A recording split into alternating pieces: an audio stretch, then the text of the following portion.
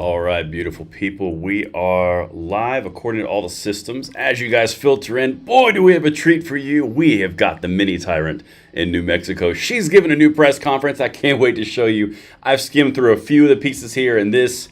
Get the popcorn ready, get the beverages ready, or just turn it on for your ride home and drive safely because, wow, this woman is high on her own supply. All right, as you guys get in here, make sure that you hit the like button, subscribe to the channel, do all the shares, and make sure that I can give you some audio, video connection over here in the chat. And then once I get to confirm, we'll be good to go. Make sure you guys get all in here. I'm just, again, as always, system check first. We should be in a good spot. All right, I don't see any chats coming in yet. 240 people in, but no chats. Can you guys leave chats over there? If you have, I'm not seeing them yet. So just keep on bearing with me.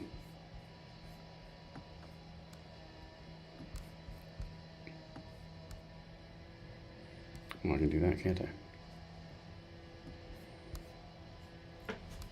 I? All right, no chats as of yet. Let's see if I can do this. Pop out the chat. Oh, that's kind of cool. There we go. I see him now. All right. What up, everybody? I'm going to put the chats right here on a separate page, and we are going to be off to the races. I hope you guys are having an absolutely fantastically amazing day. All right, everyone's getting in, tracking in. Good stuff. Thanks for the hard work. Hey, I'm glad to do it. I love being with you guys. Why is she still in office? Good one. 5x5. Good stuff. All right, we got 441 people per the usual rules. We've got over 400, so we're going to start the show. This is a live stream. We're kind of 20 minutes late, so I've scrubbed back so we can kind of pause and can go at our leisure because I have a feeling we're going to need to fact check some stuff.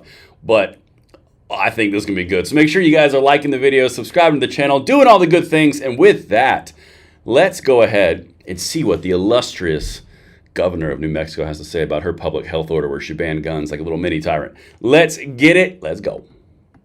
We are going to tell you why. So to my left is Ben Baker, who's the public safety. All right, can you guys hear that okay? If you hear her talking? My office directly. He was most recently the deputy secretary for the Department of Public Safety. To my right is Secretary Allen. The Department of Health is responsible for the execution of public health orders. Good stuff. And for providing to me and this office and the cabinet directly. So I'm going to pause it real quick, just tell you the way I'm going to do this style, and so I can read with you guys. I'm going to let this play until I get to a point where it's egregious and I can't take it anymore. I'm going to say something, and then we're going to go back and play it so I don't talk over it. So that's kind of what we're doing. If you're getting in here, make sure you like it, subscribe it, send it out. Let's get it. Evidence-based, sound strategic efforts that are broader than the policing side, but include that, to make sure that we're treating this epidemic of gun violence as the public health issue we believe that it is. And I would say around the country today, that is not being lost on any policymaker or American family. Gun violence is an American public health issue. It is, in fact, an epidemic.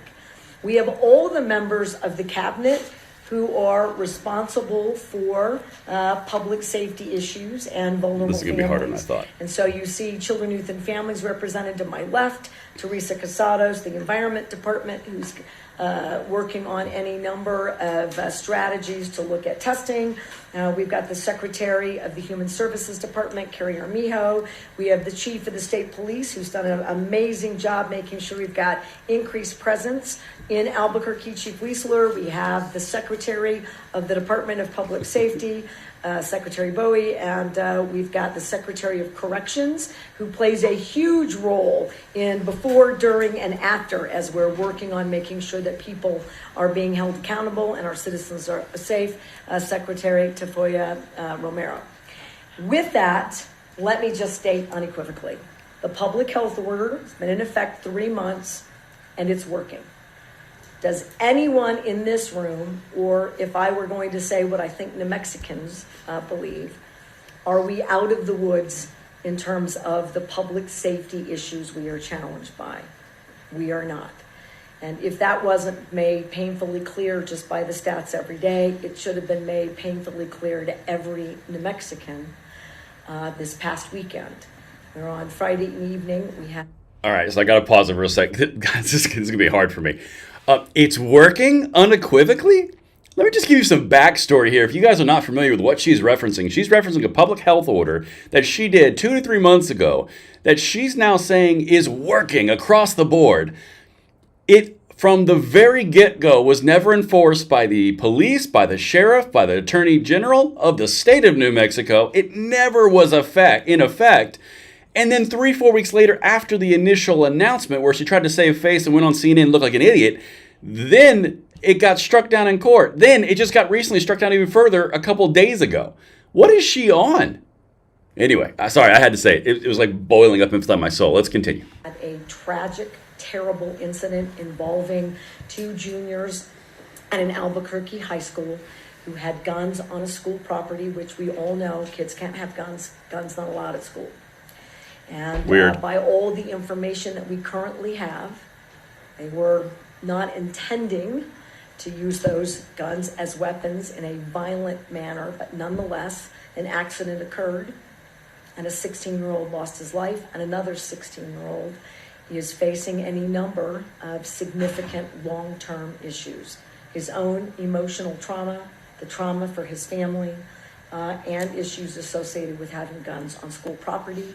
And as the investigation unfolds, which that's not my job, that's being handled appropriately so by the authorities in Bernalillo County, that as those investigations continue, I'm sure we will find that there are a number of issues related to overall public safety.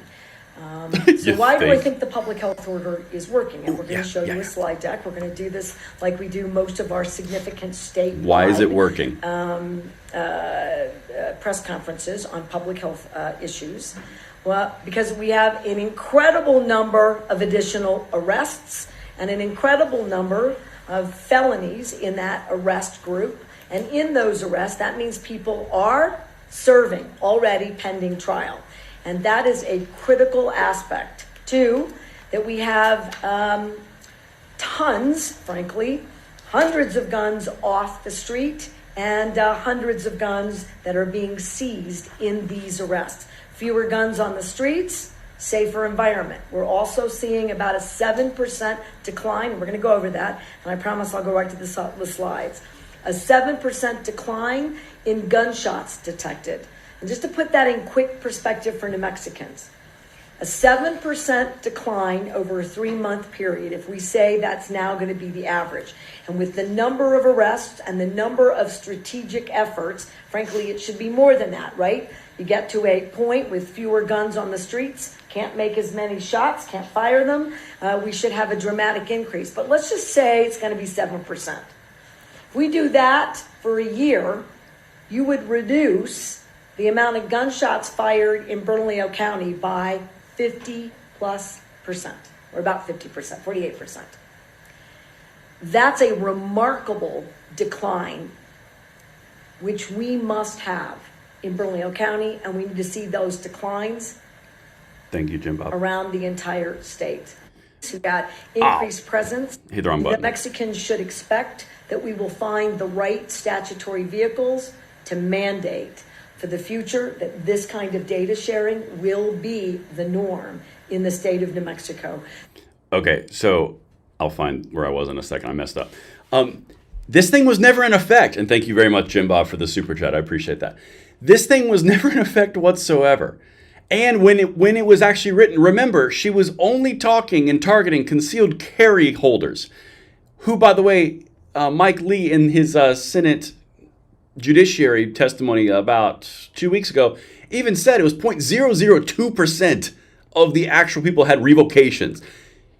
She's saying that criminals obeyed a law that they didn't even get to have anything to do with. Guys, I'm pretty sure she's high on her own supply, because like she's genuinely trying to sell this as it's working when the groups and the parties and the data she's representing have nothing to do with what her order was. This kind of feels like a marketing thing. We're going to keep going, though. Let me find out where we were, because, wow. So that we can guarantee what works. County, I'm going to suggest that this model is going to be a model that you're going to see, because gun violence is, in fact, an epidemic in other ways, in other jurisdictions around the country. Last thing. The best part more than the This- arrests, which I want to get to, This model. and Wow. people being held accountable so that we're safer, is that without the public health order, I feel so safer. thank you, Secretary Allen. Do you guys feel safer? There is no way to create a required vehicle for reporting this information. In 2019, I asked all of the public safety jurisdictions to come here and to talk to me about how we do something about crime. And we each work on our jurisdictional piece in a vacuum. And so none of this data is available. Nobody talks about it. Nobody uses it. It's not strategic. We need to know what is happening in every single jurisdiction for every single New Mexican. And New Mexicans should expect that we will find the right statutory vehicles to mandate for the future that this kind of data sharing will be the norm in the state of New Mexico, so that we can guarantee what works, what needs to be modified, and how, in fact, we keep moving the needle in the right direction to keep New Mexicans safer. All right, so I put all of the... Okay, so this is an important thing that she just said. She's doubling down, you know what? She might be on like, I don't even know, she's quad downing? I mean, she just said this model is so effective that we're going to put it statewide. There need to be more models across the country. It's so good. Look at all the data sharing. Data sharing? So you're telling me, like, just so you understand what she just said, guys. She just said that they're going to continue to do health order demands and mandates against your constitutional rights, suspending them with a stroke of a pen for a sitting governor because the data sharing is just so good and there's no other way to get the data across the board. Guys, like, she's not... This is a marketing campaign push. This is not anything else. Oh, I'm excited. Let's continue. This is a situation, and we're only like 5 minutes in. Bernalillo County partners in terms of law enforcement for arrests up on this first chart. What you can see is since the execution in September of the public health order, Ooh, arrests. 2,490 arrests have been made in Albuquerque and Bernalillo County. And we're going to show you another slide. 40% of those are drug related. And as Ben Baker takes you through a slide about gun seizures, these two, there is a connection. And so interrupting that keeps kids and families from having drug addiction issues, gets us further along on behavioral health and substance abuse treatment, but also keeps guns out of these issues, so that we're focused on treatment, not violent crime related to illegal drug trafficking. So, state police. Now remember, we have fewer state police, so I always worry what this data looks like on the first blush. Everyone is doing more. Flush is the right word. As a percentage than they've ever done. And so a huge shout out to every police jurisdiction. The Sheriff's Office, Albuquerque Police, and the 59 officers that have been deployed to Albuquerque. They're doing incredible work. Because remember, you've got thousands more collectively in the sheriff and the police department in Albuquerque. So, state police, 65, 69, 95. Albuquerque Police, 221, 598, 687, Sheriff's Office, 216, 225 in October, 224 in November. You can see that those arrests are growing. That's a two-edged sword for me. Shows that we have a significant issue with crime in Bernalillo County, hence a public health order. Okay. So guys, some of you guys are saying this in the comments over here. She's going, again, keep in mind what she's trying to do right now, and I'm getting a real strong vibe, and this is going to be continuing as we go forward, and let me know in the comments if you agree to this. She's going down the road of defending her public health order, which was struck down by the federal courts and the state level courts and ignored by the sheriff and the AG and her police. And she's trying to defend how beneficial it is, and every state needs to do it because they share data and they arrest people that should have already been arrested. This has nothing to do with her order. I don't really know exactly what she's trying to angle at, but she's talking about arrests that are all drug related and already felonious actions. Guys, I think this is a attempt to save face, because the public health order that had nothing to do with what she's referencing right now. She actually did this like an hour ago. This is insane. Oh, goodness. And by the way, I'm trying not to ignore you chats. I'm just trying to get through this crazy, and it just keeps on getting nuts. Yeah, this is crazy. I'm glad you guys are kind of sharing the vibe with me, how insane this is. Too many of them are violent and gun related, but you can see that this coordination is increasing the number of bad actors that we are collectively, because of the public health order, taking off the streets. Next slide. What? All right, now I want you to see the Thank you for the breakdown. super chats, guys. So drug is the number one category. We had a fewer in November, but let's keep bringing this data so we can look at these trend lines. Violent crime, 30% nearly in October, 36% in November. Property crime, lower than I think most people assume in this mix, but again, these are data points that tell us that a gun violence public health order and public safety public health order, that we are focusing on the right categories because it's bearing out in the arrest data. No, it's not. Okay, so guys, if you're just now coming in, this is the live stream of the governor of New Mexico trying to defend her public health order, which was obliterated in every possible way, even congressional Democrats. She's now saying that because the arrest increased for drug use, if you look at the chart right there, it says drug-related was number one, violence or gun crime was number two, and the public health order that she did was banning the carry of firearms from legal owners in the county of Bernalillo. I mean, like, this woman is hot. I can't say that on a live stream. She is like, I honestly think this is all a marketing push. She doesn't want to lose face, and she's trying to save face. She's trying to relate things that have nothing to do with her public health order back to her public health order, which is, she's mentioned it like 8 times when around these arrests. This is this is insane. Let's continue. Other is everything else, and DWI down there at the bottom, but we do still believe, so if there's a question about that, look, DWI annually is still a significant issue in the state, and we're going to continue to work on that. For folks who are watching this live, that breakdown is to just give you a sense about what we're really looking at. You can see from a pie chart perspective, gun violence, well, that was weird. Drugs, these are the issues, right, that are the significant problems to address. Why is that valuable? I don't know. It's because the public health order is addressing those two things. Oh, is that what it's doing? All right. Okay. I'm going to now go to Ben Baker for the... I'm sorry, I got to stop it again. She's trying to sell the idea that the public health order is working. That's his whole thing. She literally just said, look at all the arrests that we're making. Look at all the gun violence we're preventing, when the entire order was amended by her to only be playgrounds and parks. And then parks was struck down. This is insane. Oh, look, criminals. Let's get to some criminals. Let's see if it was concealed carriers who were doing all the right things here. What do you guys think? How was she elected? Oh man, you guys are ripping it apart in the comments too. Okay, good stuff. Let's keep going. By the way, make sure you like, share, tell your friends, because this is gonna be a thing.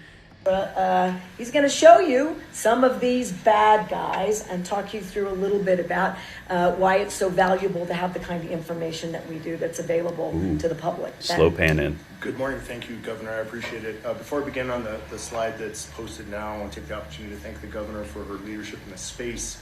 She alluded to it earlier. In all the time that I've been doing this work, I have never seen the confluence of efforts by jurisdictional law enforcement agencies, their support staff, the intersection with the courts, the intersection with the correctional facilities that we are undergoing now.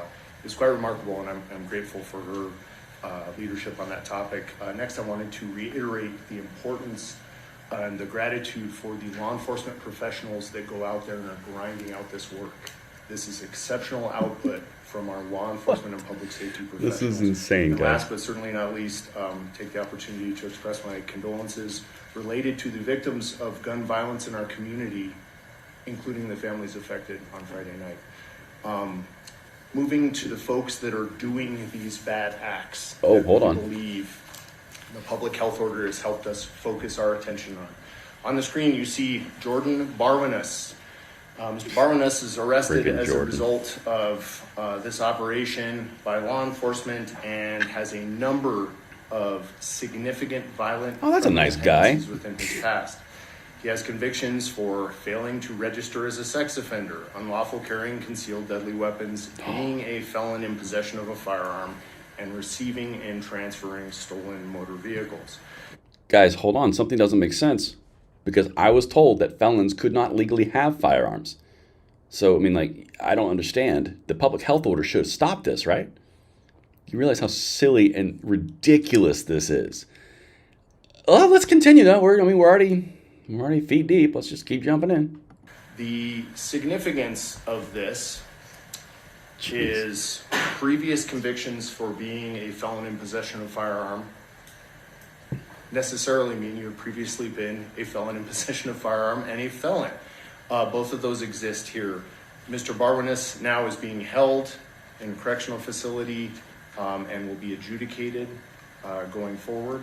And he illustrates a place where you see the intersection of violent criminal conduct, firearms, and property crimes intersect.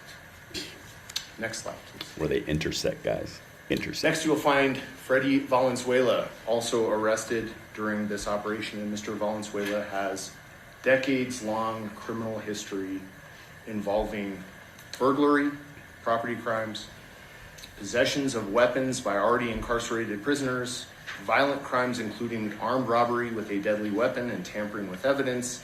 And the current charges, as you will see listed on the slide, include the criminal sexual penetration of a child under that's screwed up. 13 years old.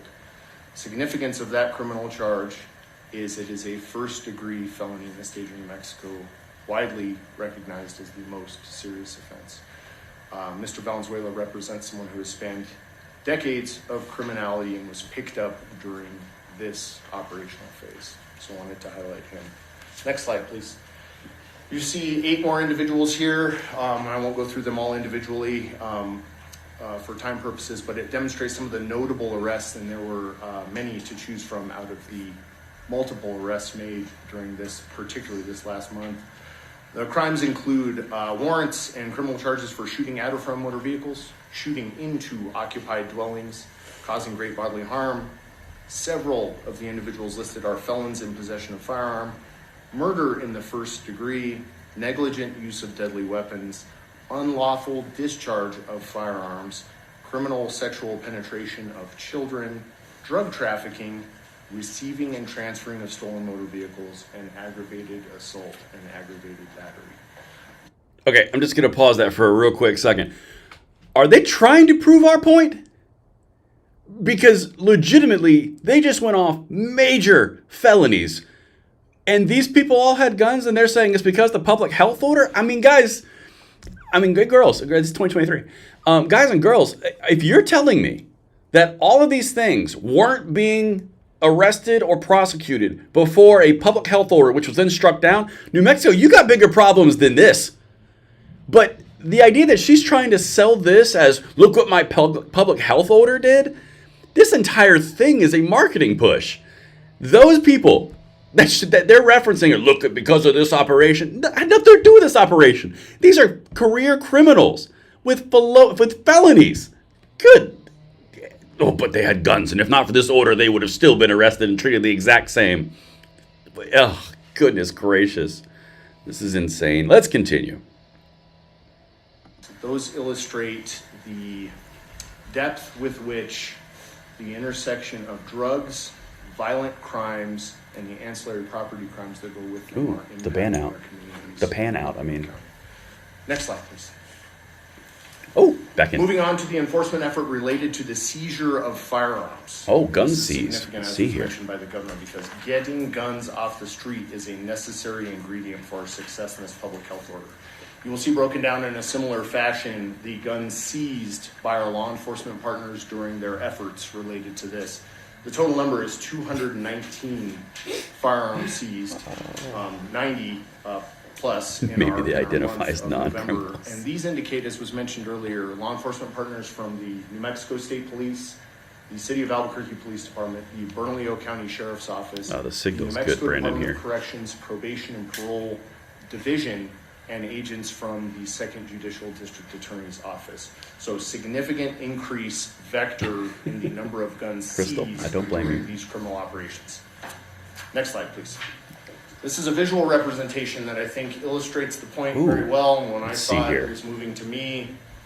This is a gun seizure at the arrest of a wanted felon, one offender. Hold on. 13. Okay, hold on. I'm going to go through this. Guys, this is getting comical. Okay, remember, wanted felon with a warrant. Okay, let's just run down this. I see AR pistol, AR pistol, AR pistol, AR, extended magazines. I see pistols. I see ballistic vests. Maybe they'll zoom in and we can get more details here. But for some reason, I don't think this public health order is really holding the mustard for this. But look what they're trying to do as part of the public health order efforts. These guys are just trying to sell it to save their butts. Guns pictured in that person's possession. Pardon me. In addition to that, you find that many of the guns pictured are assault weapons. Oh. There are also handguns present, a ballistic vest, and on the far right column at the top, near that plastic bag, you will find a high-capacity ammunition device that is designed to be used in assault weapons to increase the volume and capacity of their firepower. So we raise that so that the public can see what our men and women of law enforcement are encountering out there on the streets. This suspect is in custody and is being held pending their adjudication. This is Next slide, insane. They're trying to pitch this as a Also, success. in the realm of getting guns off of the streets, the Department of Public Safety and the New Mexico State Police led a gun buyback, also known as safe surrender event, regionally in New Mexico in 3 You locations. guys know what I'm about to during say. November. Those locations were Albuquerque, Las Cruces, and Espanola, New Mexico. And the reports we got was those buyback events and those safe surrender events were an uncontroverted success. There were many New Mexicans arrived to turn in unwanted weapons. So much so that, as you see from the slide, 439 guns were surrendered during this organized gun buyback from the New Mexico State Police. All right, so if you guys didn't see my video on what's going on with gun buybacks, 98% of them from the New York Times reporting says they've been broken down and resold as parts. So, you know, way to go, public health order. These guys are just selling it to us. And do you guys believe it? I mean, look at this. Let's see. Oh, you guys are having some fun too. Gun buybacks. We can sell the parts. You guys did watch the video. Awesome. Oh, goodness gracious. You guys are having some fun in the comments. Let's keep going. The breakdown of 179 handguns and 260 rifles received during those transactions are also noteworthy. At the bottom of the slide, you will see the go forward related to this. Due I to see the you, Brandon. popularity I see and you. The success ding dong comment. of these events, we have scheduled on January 6th 4 regional locations for the New Mexico State Police and the Department of Public Safety to host regional buybacks and safe surrender events. Those locations will be Albuquerque, Las Cruces, Espanola, and Farmington, New Mexico. Next slide, please. Next slide, please. Also in the arena of things that can be done to protect New Mexicans, you have a visual representation of the safe storage website there to the right that the Department of Health has related to gun Oh, thank locks. goodness, a website. 15,951, almost 16,000 gun locks have been distributed to New Mexicans since July. These locks are available free of charge and can be reached by contacting safernewmexico.org, and we encourage New Mexicans to do so. Securing our guns so that they can't come into the hands of children is a priority of this public health order and of the government and its leadership. Next slide, please. Okay, I gotta say something about that really quickly. Oh, look at juvenile detentions. That can be a fun one. All right, so from gun locks perspective, do you guys know that the NSSF, the National Shooting Sports Foundation, partners with stores across the United States, and they give out hundreds of thousands of gun locks per year? It's either per year or per decade. I can't remember. Don't quote me on it. But they're quoting 15,000 because of a public health order. Guys, they are selling you something, and I'm so curious if it's going to be received as someone's buying it, because this is a bunch of, well, you got 9 pounds of it, you got an 8-pound bag. And last for me, a topic that is material to our current situation related to juveniles and firearms. As we know, juveniles in New Mexico are handled in a manner different than adults related to the criminal code, and there are intersections where an emphasis is placed upon assessment, treatment. What we are reporting here is since the initiation of the public health order, there have been 87 juveniles involved in gun-related crimes that have been detained for their involvement during those investigations. The significance of the public health order is that absent that order, 24 of those juveniles may not have been detained. And so the increase over time from year to year is significant. The frequency with our juvenile justice system is seeing juvenile offenders intersecting with firearms has increased by a significant amount, and this public health order has created a vehicle to intervene with those young people immediately. Those are the data piece slides. I'm going to turn it over at this time to Secretary Allen, and he's going to give the public an update on the health side of the public health order, as that is his area of expertise. Secretary Allen. Thanks. All right, so that was a bunch of gobbledygook. So far, you've had the governor of New Mexico come in and do a sales pitch for how well it's working, how it's going to be a model for everybody else because of the amazing results that they've had. Then she goes down the list of literally things that have nothing to do with the public health order, from arrests, from drug crimes, from all these things, from horrible felons that had guns, and outstanding people with warrants with people that are outstanding. And you're sitting here pitching this to me as this is the best thing that's ever happened since sliced bread? No, you're trying to save your bacon. And that whole thing is just, guys, let me get into the chats real quick, because they aren't CCW holders. That's right. They're not. Good job, guys. See, you guys are on it. They are not even remotely close to what she's talking about. It's just, guys, if you are just now coming in, understand her public health order was directly against concealed carry. Felons and criminals already couldn't carry. The sheriff, the attorney general, and the police all said it would have no effect whatsoever on the desired outcome. Never was institutionalized at all because it was a freaking unconstitutional as could be. Struck down by 2 different courts, and they're sitting here 3 months later saying how good it worked. Man, it must be nice to be a Democrat governor in New Mexico. Like, I don't mean to read politics into it, but good Lord. Let's keep going. I want to hear about the health impacts. And then we get it back to Grisham, I think. Very much. I don't have slides to speak to, but just briefly. The order is definitely working. The issue is that gun violence is in fact a public health issue. Gun violence, including suicide and accidental death, is a leading cause of death of young people prematurely in the United States and in New Mexico. And what it really calls for is an all of the above kind of an approach. Governor, your focus on this has helped us in terms, for instance, of gun lock distribution to significantly increase the volume that we're able to distribute. Of those 15 or 16,000 gun locks that you saw distributed in the earlier slide, 9,000 of those were in the month of October alone. And that's due directly to the focus on this issue from your leadership. And it's led to new partnerships and new relationships to try to do that. 600 of those gun locks have been distributed through Presbyterian health clinics. I think he's got slides. We're in the process of designing new gun lock distribution through pediatricians' offices. Really trying to draw attention to the fact that improperly stored guns are a risk not just by bad actors out there trying to use guns in violent crime, but through issues like suicide and accidental deaths. Michael. But it's not just the gun lock distribution. You've seen the discussion of the law enforcement efforts. It's violence interruption grants that we have available and that applications are due for shortly that allow cities and other jurisdictions to be able to deliver programs that help break the cycle of violence moving from person to person, because violence really is a contagious disease. It includes the gun locks also. Hold on. Okay, we just witnessed something. I don't know if you guys caught that. In the chat, jump in here.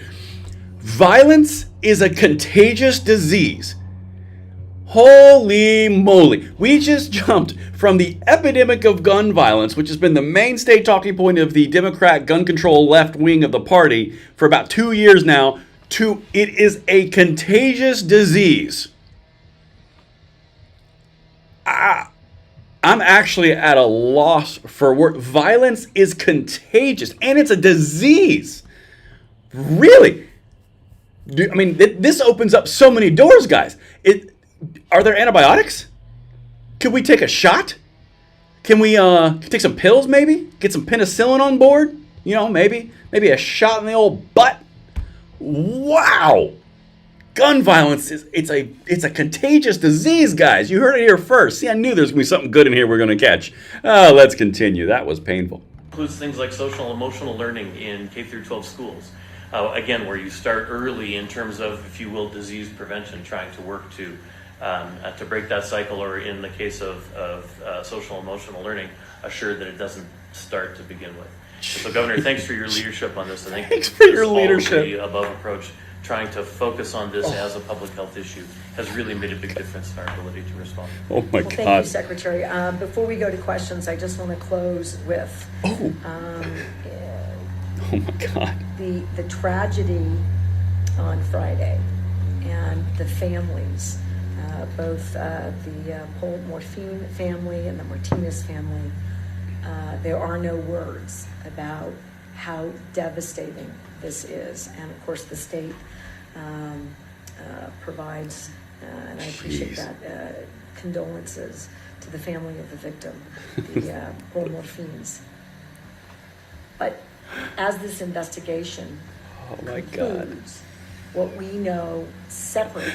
Are there any questions? That far too many kids access guns, not just from an unsafe, unlocked situation at home or at a friend's home, but we have bad actors, and we put a whole bunch of them behind bars who are selling these kids these unlawful firearms. Which is a felony. And our attention has to be at interrupting that, holding bad actors accountable, sending them away, getting these guns off the streets, doing other investigations to see where this links to more organized criminal activities and behaviors, but making it very clear that we're going to keep at this. We have a lot more work to do until kids cannot access these illicit firearms under any circumstances anywhere in this state, which is why we are doing our inspections, and we've done an incredible amount of our gun shops, well over 400. I will tell you that's way more than is even allowed by the federal government. And so we are touching every... Did you guys catch that? Okay, I'm going to lead into that, and then I'm going to hit the really big thing that she just said. She's going down the road of selling guns to kids, criminal actors, bad actors who are behind jail, felonious attempt, organized crime. All of these things are felonies that the police should be doing without any stupid constitutional or unconstitutional order from the governor. And then she says we're inspecting more shops than the federal government allows? Holy crap! Oh my God. Guys, she just admitted to breaking federal law? There's no way she just did that. We do more than the federal government allows? Wow, you're just on a roll there, aren't you, sweetheart? Goodness. Yeah, let me hear you in the chats. Make sure you guys heard that. Oh my goodness. Overstepping her boundaries, Stephen? That was like 3 freaking months ago. All right. She actually just said she's doing more than the government will allow her to do federally. That. Oh man, the clips I'm going to have after this. Okay, we'll mark that one down, people. Pressure point. Every place where we can reduce illicit activity, if it occurs, we're on it. And the more information we have about schools, the more that we can mitigate risks at schools. And the targeted approach by the state police, in fact, has, and I think the reporting, so that the public can see what jurisdiction is doing what and how they work together, I think also produces these results in large part because they can work off the expertise of each department and the personnel of each department. Last, The state has put in well over $100 million to retrain and recruit additional officers. I committed to the state. I asked for $200 million to get to 1,000 new officers. We're at about 439 statewide. We need to be at 1,000. You did it wrong. And while I want to thank the state police and the other jurisdictions, as Ben Baker did, for the men and women in uniform who are showing up every day and doing the heavy lifting, we need more of them. And we've had some of the largest classes we've ever seen in our law enforcement academies, and we're graduating them. So it's a call for more men and women to do this public service. And a heads up to the legislature that we're going to continue to ask for resources until we get to at least that 1,000 number. And with that, I want to thank the entire state operation for the public health order. And I stand for questions, Maddie. Oh, to be a fly in this room. Actually, no, to be a reporter in this room, I'll be honest. Okay, so because of the public health order, guys, all this brought us forward. I can't wait for the questions. That's when the fun stuff happens. All the public health order did all of it. And by the way, I thought that the entire thing was defund the police because the police were bad and an evil institution and it had institutionalized issues. But now we're asking for more money because you're at 50% required goals. Man, this woman is... Some people over here in the comments are saying that she's a legend in her own mind. Yep, that's a pretty good one. We've got an unconstitutional order. Now she's making up things that would be arrested already as proof that order works, saying it's going to go to other counties in the state and statewide and nationally. Okay, it's already been struck down by 2 federal courts. She's making up results, and now she says she's inspecting gun shops at a higher frequency than the federal government allows, all because of the public health order. Are you guys done yet? Okay, now let's get to the questions because, this is going to be delicious. Go ahead. Hi. First of all, I want to thank you for providing context because I know that was our question and concern. You still only such a story, so we do appreciate that. And I do write my notes a little bit straight. So Bailey's Law has made strides, but do you think it's enough at this point? As you stated prior, that we're still struggling to figure out how some of these kids are getting easy access to guns. I know you stated Buzz, thank you for the super chat. That is correct. Kids these guns, so that's a step. But what is your plan, if you're able to speak about it, involving gun violence at the upcoming session? The only reason why I ask is we know it's a 30-day session mainly involving budgeting, but this is obviously a problem that cannot be ignored. You guys aren't ignoring it, but I feel like at the upcoming session, it's at the top of everyone's mind. I have to say, I agree with you. It's why we have a public health order. Gun violence is out of control. Violence is out of control. Public safety and crime is out of control. And I also want to put this in perspective for New Mexicans. It is out of control all across America. And that is not to sound defensive or say, so yes, it Mexico's is. fine. We are not fine. Any violence in our communities is not acceptable. But we're seeing the same terrible trend lines. But I have to say, we're the only state in America that is attacking it in this way. Oh my God. This woman lives on her own planet. She already got nailed by the House by the committees in the House of Representatives for doing this. She already got mentioned by the Senate in multiple different Judiciary Committee hearings. She's been struck down by the court. She's been mocked by her own AG, the sheriff, the police, everybody. Well, we're the only state in the country doing this. Yeah, there's a reason, boo. It's because you're unconstitutional as you can be. Davy Hogg comes out and says you can't do what you just did. Davy Hogg, if you can't get Davy Hogg on gun control, you done goofed.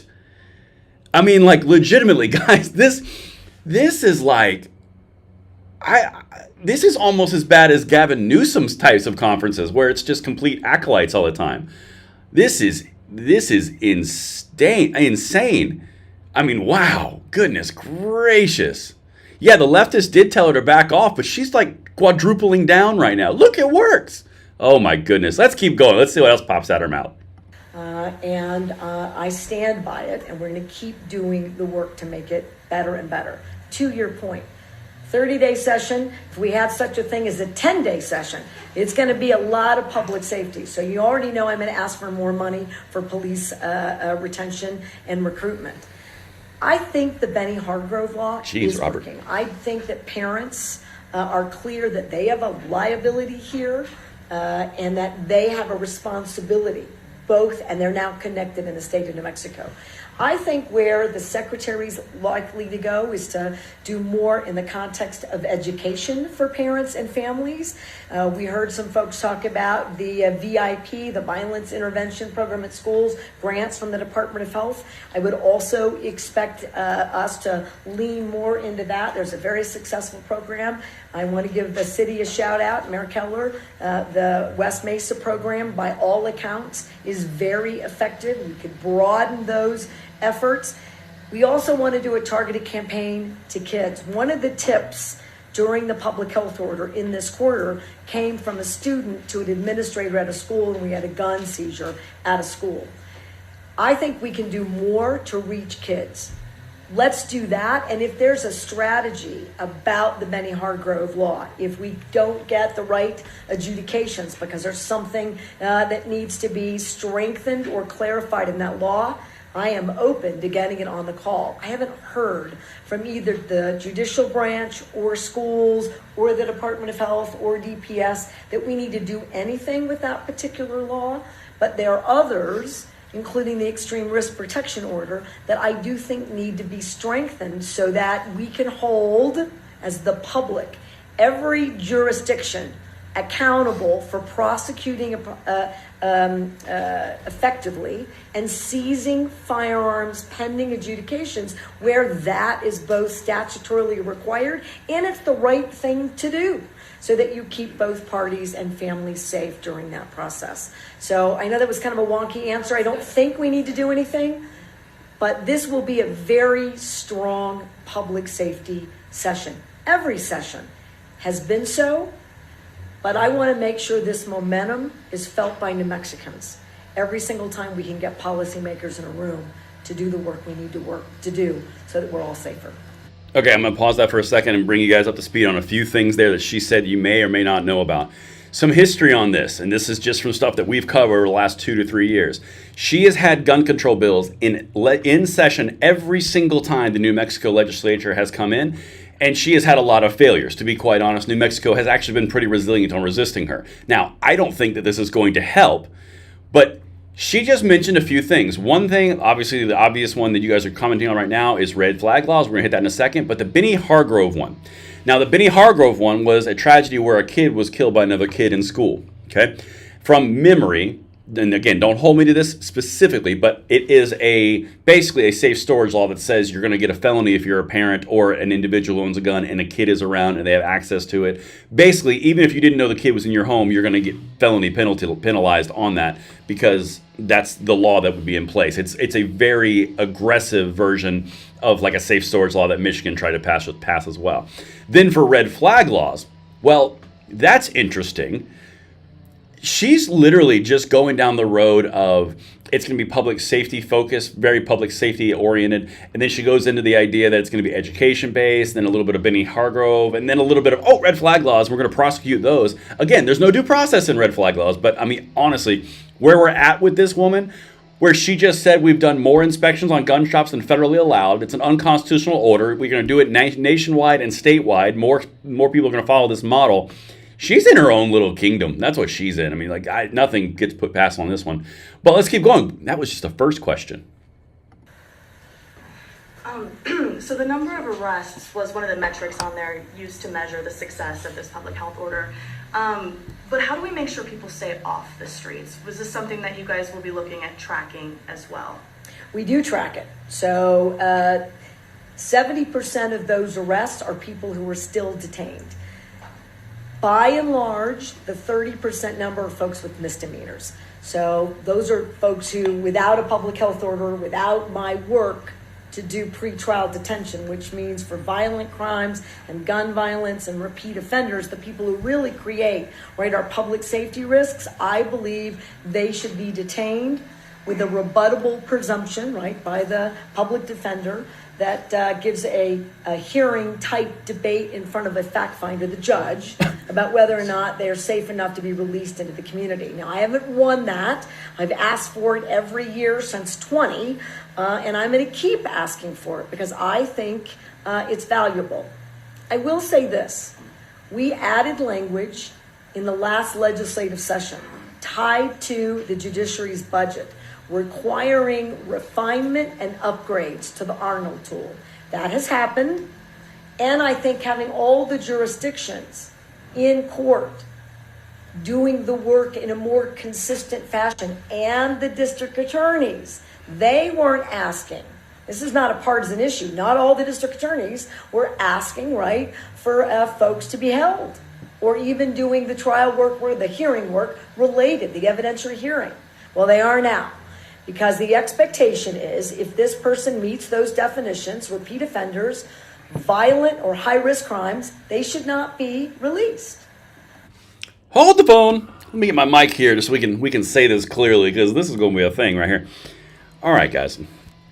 Come close to the fireplace chat. Do a little FDR here. She has consistently said in this entire press conference that it's the utmost highest violent offenders that are the main problem. She just said it again. She also just said they're now going to be in jail from when they weren't in jail before, because they just weren't in jail before, which is weird. We don't know what that's about. So now, again, disproving her point, had nothing to do with concealed carry carriers or concealed carry license holders, had nothing to do with legally armed Americans, had nothing to do with anything about concealed carry or gun rights at all. Turns out she just wasn't focusing on criminals the entire time, and now she's trying to put all the criminal activity that should have been arrested prior underneath this public health order, of which, by the way, was openly restricted only to playgrounds. It literally got widowed down to parks and playgrounds in her amended order, and then it went only to playgrounds, which was already a sensitive place, which was already qualified as a sensitive place. This woman is trying to sell us on the idea that she did something well. She didn't do anything. She's now announcing the fact they're keeping criminals, violent criminals, in jail and saying they're the ones that are responsible for it. Then why did you do your original order, boo? Goodness gracious. I'm glad we had this fireside chat, guys. Let's continue. I think that is improving. I'd like that never to be in a situation in our state where it could go either way. I think consistency and clarity, like in the federal system, is better. I want the public to know it's a tough battle again. I know unequivocally that if I did that today, if I was having a session today, I don't have the votes. But I'm going to continue to work on it, and it is a priority focus of my business crime council. So it will be on the call. But we are seeing some improvements.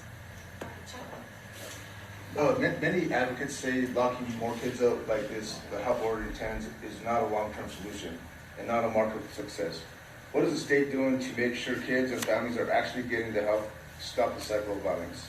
Well, that's part of the public health order, right, is to do these intervention programs, school-based health center, behavioral health, working on increasing our behavioral health system in general. And no one in my cabinet, and most importantly, I don't believe that throwing away the key and locking up kids forever is a way for us to move forward. However, when you have a 12, She's a 15, dancing right a now. 14, a 15, a 16, a 17-year-old juvenile committing violent crimes with guns, these are kids who cannot be released as a matter of, they can't do it. They need that intervention.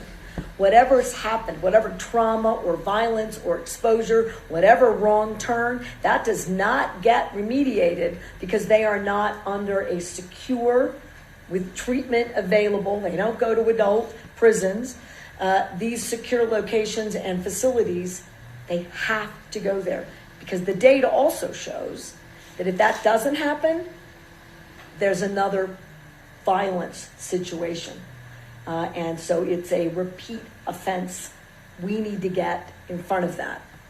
All right, she just did it again. Now, this one was interesting because this is where it gets really fascinating, guys. She's dancing, and I want you to notice this because I said it when she was doing it. She's dancing between the left and the right. She's basically saying guns are bad we got to get rid of these because look at my personal health order. It's so important and so amazing and so incredible. Everyone's doing it. It's the greatest. And then also that reporter goes, well, you're locking up kids, and is that the best solution? Did you catch that however? What do I always say on this video? However is only a fancy but. So, well, I don't agree with locking kids up whatsoever. That's terrible. However, when 14, 15, 16, 17, 18, or 17-year-old kids create violent crime, they can't just go back out on the street. She's talking about locking up criminals because they're violent criminals, and she just said it again. They're the ones doing it, and they will do it again. She's not touting her personal health order or public health order. She's touting the way to arrest people in violent felons because she knows it's violent felons, not concealed carry. She just can't say it. Oh, man, the manipulated gains we have to deal with. In front of that is making sure that kids don't have access to firearms, that we don't have trauma and violence. And I will tell you that all the work that we're doing in New Mexico, cradle to career with education, intervention, early childhood, mental health, family supports, the children's tax credit, the working families tax credit, increased wages, better jobs, all of that produces a safer, healthier New Mexico. Those are long-term strategies we believe in. I agree with the advocates. But this interruption is to make sure the kids that we lost didn't do the job in the short term, that they get a chance to be good citizens again. Violence is but contagious. not at the risk of a community Thank you. between that arrest and their future. Okay, go ahead, Dan. The Association of Counties recently raised the alarm on high staff vacancy rates in county jails. Bernalillo County was one of the highest. How are these arrests affecting that? That's exactly what she's doing, Mark. And do you support additional resources for the recruitment and retention of detention officers during the upcoming session? Part of our effort was to make sure that correction officers, as you know, Daniel, were included in that recruitment and retention because we agree, even if that wasn't an issue identified by local jurisdictions, you got to have enough staff in these areas. Now, this is going to sound a bit draconian at the front end, and I'll fix it on the back end. What? Local governments are responsible to, get their policing and their correction systems off the ground and to manage them. That means they should be coming to us earlier about getting these resources. And I don't mean they have. Last year is a good example. They supported this effort. But when I got here in 2019, this was not on the top of everyone's mind. It should have been. The other side of it is when we offer assistance, and we have, I don't always get an open door. And that's the case of Bernalillo County until recently, where we made it clear that they stopped bookings, and we learned that as a result of the public health order and the data collection. Why aren't you detaining and arresting? Well, there's no place to take anyone. That is not an effective strategy for reducing crime and increasing public safety.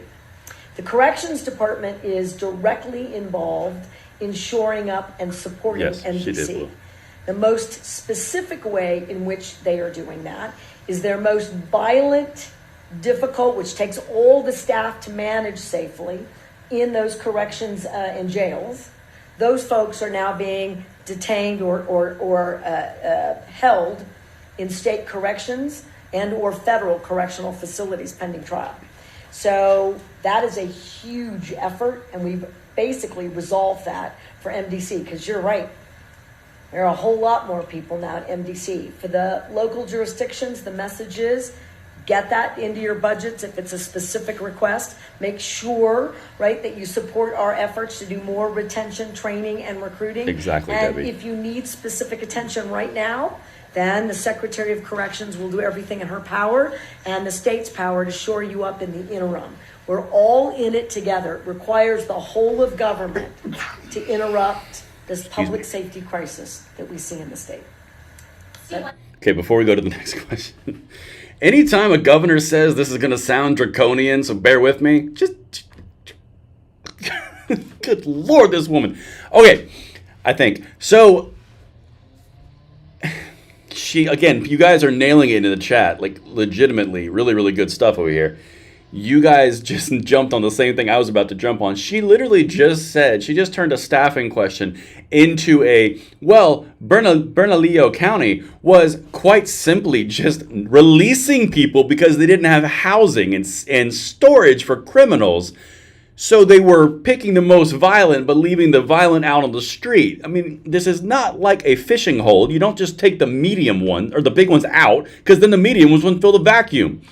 I mean, this entire press conference is something where she's trying to claim credit for something that has nothing to do with what she did at all.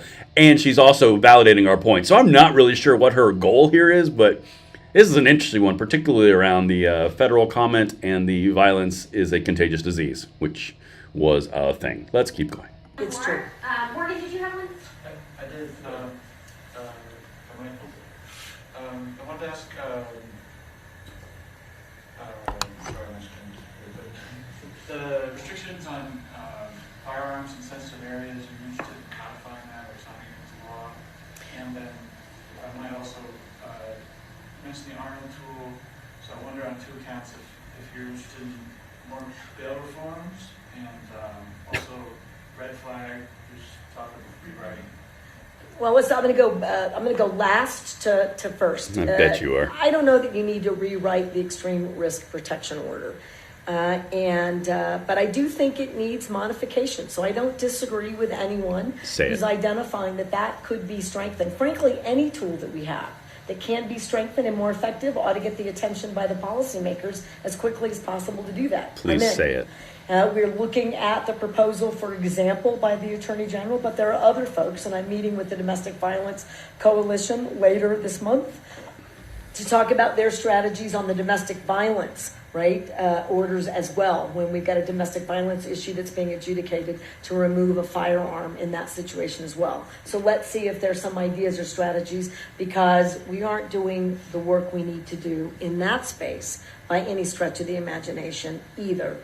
On pretrial, I answered that. We are going to do pretrial. I'm going to keep doing it until either there are tools and sort of universally accepted strategies that give fact finders the tools they need to hold dangerous people and not release them, or that we pass pretrial detention. One or the other. And we're building on one side. And until we're there, expect me to introduce the pretrial detention. And then the last one, safe spaces. Look, I'm watching carefully to see what goes on in the courts. The courts are moving pretty rapidly. You know, we had a judge in southern New Mexico say, I'm siding with plaintiffs against the public health order on the 2 gun provisions. Yep. And sort of suspended our public health order. And now most recently, immediately has now suspended that order because we've got a decision out of the Second Circuit saying that these sensitive places, parks and playgrounds, make sense. So we're going to wait and see how all of that plays out. But again, even though, and I'm going to give us all a plug, and thank you, Mr. Baker. There is a lack of courage in this country to tackle gun violence. Because it's hard. You've got constitutional protections, agree with those and understand them. I've said, and I'll say it again, none of these constitutional provisions have been found to be absolute. This one's the closest. And I think it's really created for far too many policymakers and executives the inability to keep their constituents safe. We're going to keep at this. We're going to have the courage until we don't lose a 16-year-old to gun violence or gun accidents. We're going to keep this public health order in place until we see the same sort of dramatic end results that we're seeing in this quarter, where that becomes the norm, not the exception, because we're working together in a different fashion. And lastly, expect to see assault weapons a ban on my call. And given now, and I'm going to give Senator Heinrich, who's been working on this, but just give you a sense of how long this has been taking this country. For more than 7 years, so that the mechanics feature test, which trips us up because we modify guns in this country, and get a gun kit, legally or illegally. And so you take a firearm that's not as dangerous and you can turn it into a weapon of war. And we don't know how to define that because somebody comes up with a new kit about every 10 minutes about how to get around it. So then policymakers don't want to deal with it. Courts don't know where they are, given the Second Amendment. And it gets really dicey, complicated, messy. So we just keep ignoring it. Well, Senator Heinrich didn't. He's been at it for more than 7 years, and he's figured out that if we focus on the delivery systems, which can't be interrupted with these kits in the same way, this could be a federal vehicle. I agree with them. It's good work. Let's try that vehicle in our own assault weapons ban in New Mexico. Because one thing that I have that the senator doesn't have is I've got a set of lawmakers that are more likely than not to have a fair debate about guns, gun violence, weapons of war, and keeping New Mexicans safe than members of Congress are. Oh, we gonna talk about that real quick. She just declared that she's gonna get an assault weapons ban, and that's what she's gonna push for. Now, really, really big things here. She just went down the entire road saying that the court struck her entire order down. So if the court struck her entire order down, then how is it responsible for all these things that she just mentioned when she just openly said the courts did it? Okay, that's one. God, this woman. Now she's going after and saying, notice how she didn't say earlier when they were saying, what kind of executive stuff are you going to put forward? What kind of stuff are you going to want to require out of the legislature? She didn't say a word. She said, a couple things, maybe some education here, maybe look at red flag laws. Didn't say a word about an AR ban. Boom, she just said it. They're going to do the Go Safe Act that was put forward by Martin Heinrich and, what's that guy's name? Angus King in the federal. They're going to put that at the state level. Please expedite us. Let us get that into the system so we can get the lawsuits flying quicker. Because you open this door again. The Go Safe Act, that one will get struck down immediately. You expedite it by your hubris right here, it goes straight through the federal court system. It'll just make another notch on the belt for the SCOTUS to take up the assault weapons bans. That was a really big deal. That was a really big deal, guys. Let's continue. We've got 4 minutes. What else? What other bombs is she going to drop? So I feel pretty good about our ability. I bet here, you do. And we'll have to see how those votes all shake out. But I think that's a game changer for a lot of places, including New Mexico. So expect to see that on my call. Do we want to let Kevin ask a question? All right. Talk about community policing involved in this thing. Secretary Garland said a couple weeks ago that he wants to put more money into the cops program, which I know you're all playing with the community policing. Do we get into those dollars? And how important is community policing onto this? Because everyone says that seems to work. Well, look, community policing keeps police safer, creates the kind of productive, positive relationships. And what we saw in this country over the last several years is an all or nothing environment. Americans really furious where police have made mistakes and or committed criminal acts against innocent individuals in our country. And none of us are immune from these kinds of protests and this sort of outrage as a result. But then it went to, well, we don't want community policing, we don't want policing. That's an outrageous response. And it makes no sense. And we go back and forth. Community policing is pissing off some lefties right now. Safer relationships between the community and our police departments. We need more of that. We believe in that strategy. DPS, the Department of Public Safety, employs that. They do it in their training. They talk about those relationships. They're powerful. I am grateful to the Department of Justice, but they've got a lot of money right now for increasing their presence. And as everyone here knows, I've been asking them to send us our federal agents and more money, and I'll keep asking them. More money, I send them letters routinely until we get them. I won't stop. It's like until we get the right tools in front of the judiciary, public defenders, and DAs. We're going to keep at this so that people who are not safe in our community are detained until there's an adjudication. And until the federal government figures out where all these resources are going to go, until I think New Mexico gets its fair share, I'm going to keep after it. It's a long way to say yes. Community policing grants are effective. We want them. We don't say no to public safety investments in this state. So as we close, I want to thank everyone for being closing here. statements. I think we're on the right track. Look, I'm not going to be satisfied until we don't have a public safety problem in our state. And we're going to do all of it, from behavioral health, better referrals, more stuff going on in schools and school-based health centers, better education, better health promotion, more staff in the places that we need it, more cooperation by our jurisdictions. And I'm going to need the public's help. I need you to take part in these educational programs. Know what's going on in your schools. We're going to have more of these press conferences. We're going to talk about our public safety package at the session. We're going to talk on Wednesday about more of this data, what we're finding and what it means. We're going to keep at it until New Mexico is safe. And I didn't talk about it, so we'll save it for the next press conference.